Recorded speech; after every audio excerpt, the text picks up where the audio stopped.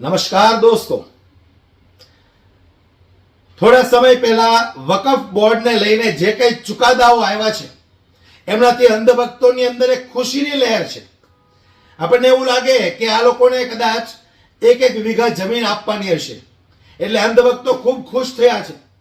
પણ કેવું છે મારે અંધભક્તોને કે વકફ બોર્ડની જમીનો તો ભારતીય જનતા પાર્ટીની સરકારે છૂટી કરાવી લીધી, પણ ગુજરાતભરની અંદર આ ગૌચરની જમીન જે ભારતીય જનતા પાર્ટીના આખલાઓ ચરી ગયા છે એને કોણ છૂટી કરાવશે? છે તમારા અંદર હિંમત આ ભારતીય જનતા પાર્ટીના નેતાઓને સવાલ કરવાની કે ગૌચરની જમીન કોણ છૂટી કરાવશે? એટલે અંધભક્તો, ગોબર ભક્તો ખુશ થવાની જરૂર નથી।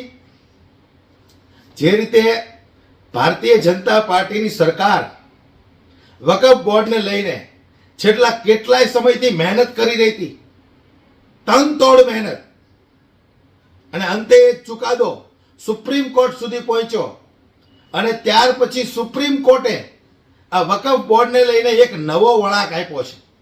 સુપ્રીમ કોર્ટના વકીલ બલરાજ દત્ત શું બોલ્યા છે, સૌથી પહેલા દોસ્તો તમે એને સાંભળો, ત્યાર પછી તમે વિડીયોમાં જોડાયેલા રહેજો, અંતમાં થોડી ચર્ચા પણ કરવી છે।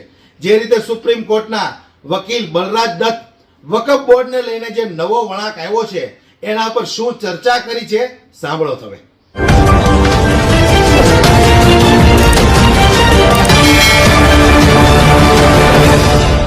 नहीं नहीं, किसी के बाप की पार्लियामेंट है क्या? गृह मंत्री के बाप की पार्लियामेंट है क्या? या जो पार्लियामेंटेरियन बैठे हैं उनके बाप की पार्लियामेंट है क्या? ये इस देश की पार्लियामेंट है। People are supreme. इनका आंसर भी मुझे कल देना, हमारे को देना, तीनों जजों को। और कल 2 बजे मुझे आई होप कि इंटरिम ऑर्डर भी अच्छा ऑर्डर होगा, क्योंकि आज कोर्ट भी खचाखच भर रही थी। तो ये कह रहा हूँ, केंद्र इस देश का समय बर्बाद करने के लिए है क्या? पार्लियामेंट इस देश का समय बर्बाद करने के लिए है। ये पार्लियामेंट के भी इन एमपीओं की तनख्वाह से पैसे काटने चाहिए। सुप्रीम कोर्ट ने मेजर एक तो 2-3 तो वो बातें कही हैं कि भाई इन बातों को अभी ना किया जाए। कोई भी इसके प्रॉपर्टी, तो कोर्ट ने जो भी चीज़ें घोषित की हुई पहले से, वक़्फ़ प्रॉपर्टी अगर कोर्ट ने घोषित की हुई है किसी की, उस पर कोई तुम अपना ये चाकू मत चलाओ। अगर कोई देना चाहें वो स्टे के और ज़्यादा बड़े लेवल पे इन प्रॉपर्टियों पे अभी से कोई ऐसा काम ना करे, जल्दबाजी में जो काम नहीं करे।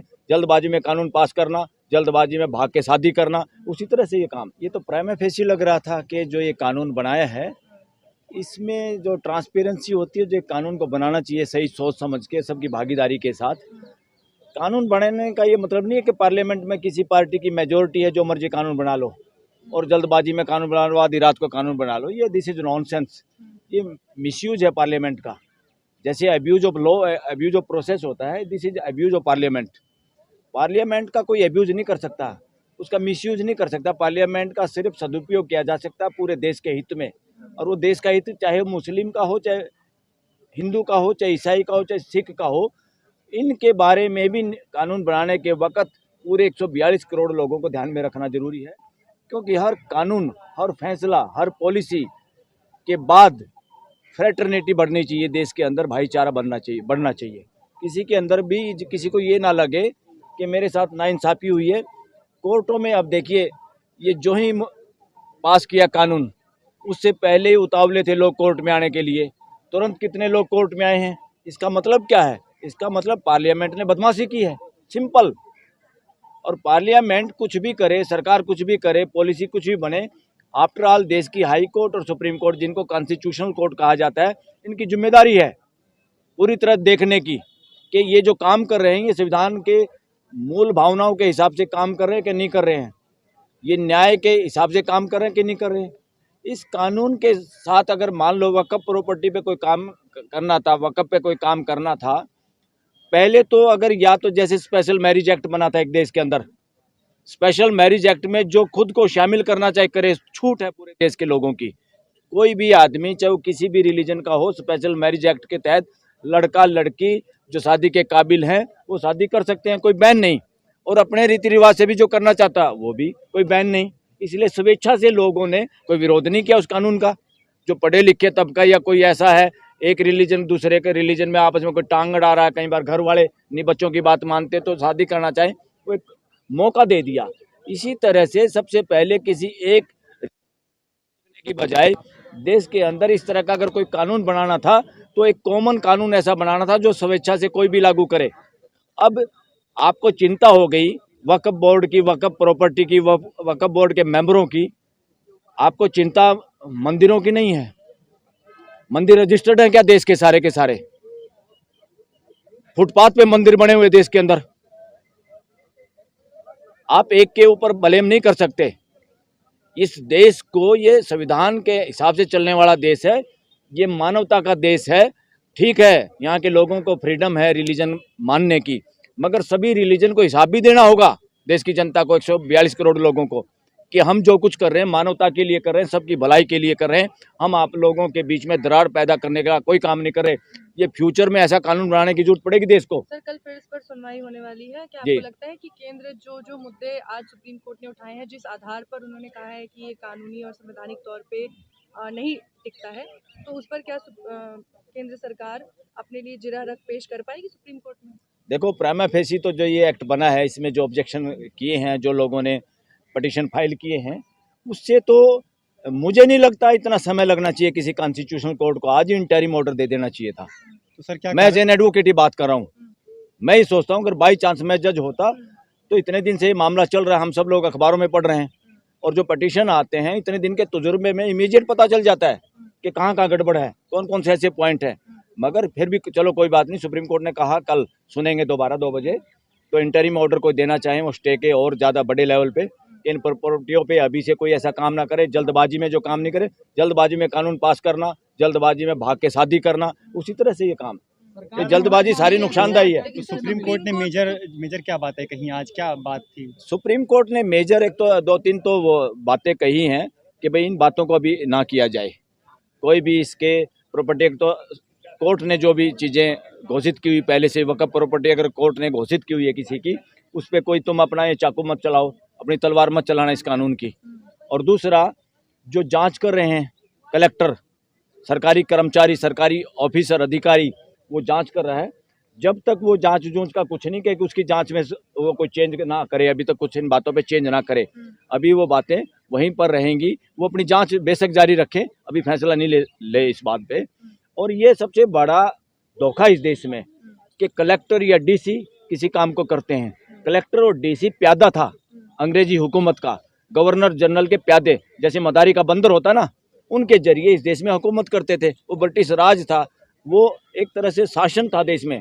अब ये डेमोक्रेटिक कंट्री है। डेमोक्रेटिक कंट्री में कोई राजा नहीं होता, कोई रूल नहीं होता, सिस्टम होता है, व्यवस्था होती है, मानवीय व्यवस्था, और उसके सेंटर में लोग होते हैं। वहाँ कोई Raja Rani, governor general, CM PM नहीं होता, पार्लियामेंट भी नहीं होती।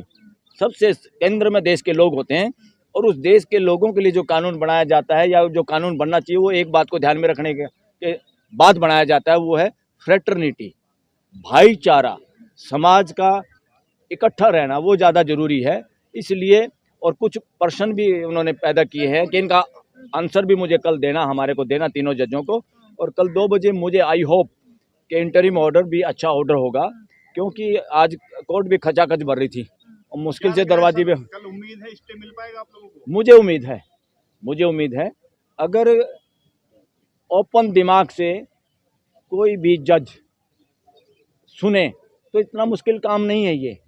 दोनों पार्टियां सामने होती है, और मुझे पता है अगर मैं जज की कुर्सी बैठा हूँ, कोई और बैठा है, वहाँ तो 3 आदमी बैठे हैं, उनको सिर्फ पता रहता है दोनों पक्षों की सुन के कि क्या सही है क्या गलत है। ये इतना मुश्किल काम नहीं है जितना मुश्किल काम दिखाई देता है। कई बार वो मुश्किल होता नहीं, वो मुश्किल बनाया जाता है। ये कहना पड़ेगा हमारे को। न्याय करना इतना मुश्किल काम नहीं है, सबसे आसान है न्याय करना। बेईमाना करना मुश्किल काम है।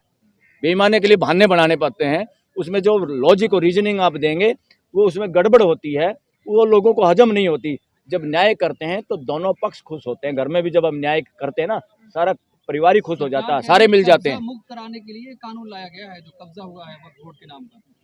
देखिए, वक्फ बोर्ड पे कब्जा, वक्फ की कौन सी जमीन है, बाई यूजर है, 5 साल तक मुसलमान होना जरूरी है, ये नॉनसेंस बातें हैं। अरे इस देश का कोई भी आदमी, मैं हिंदू हूँ, मैं देना चाहता हूँ, बताओ। अगर आज मेरी मर्जी है, मुझे लगता है इन मेरे भाई मुसलमानों के पास, ये चाहते हैं कोई मस्जिद, और इनके पास ज़मीन नहीं है और मेरे पास ज़मीन है, मैं आधा एकड़ या 200 गज 400 गज देना चाहता हूँ, तो कौन है मुझे रोकने वाला? ये नॉनसेंस है, ये बदमाशी है, गुंडागर्दी ये नहीं चलेगी, ये इस देश में चलेगी नहीं। चलाने की कोशिश है वो वापस हो जाएगी। केंद्र सरकार તો મારે અંધભક્તોને કહેવું છે, ગુજરાતની અંદર આટલો આટલો ભ્રષ્ટાચાર થાય છે, ગૌચરની જમીનો ખવાઈ જાય છે, મ્યુનિસિપાલિટીના પ્લોટ પડ્યા હોય ને ભારતીય જનતા પાર્ટીના મળતિયાઓને બાંધકામ કરવાની મંજૂરી આપી દે છે અથવા કોઈ ડોમ બનાવવાની મંજૂરી મળી જાય છે, તો એ જમીનો એ ભારતીય જનતા પાર્ટીના ખૂંટિયાઓ આખલાઓ ચરી ખાય છે, તો એને છૂટી કરાવવા માટે તમે સરકારને સવાલ કરો. વકફ બોર્ડની જમીનો આ લોકો છૂટી કરાવે તો મારે ને તમારે શું ફાયદો છે? કઈ ફાયદો? એ મુસ્લિમ સમાજના લોકોને ફાયદો કે ગેરફાયદો હશે એ લોકો જાણે, પણ આપણા ગાય માતા જેને આપણે કહીએ છીએ એ જ ગાય માતાની ગૌચરની જમીનો જો આ ખૂંટિયા ઉભે ઉભી ચરી ગયા હોય અને છતાંય તમે કંઈ ન બોલી શકો તો તમે ગુલામ સિવાય બીજું કંઈ નથી દોસ્તો. વિડીયોને વધુમાં વધુ શેર કરો, આ અંધભક્ત સુધી પહોંચાડો, અંધભક્તોની આંખો ઉઘડે. જય હિન્દ.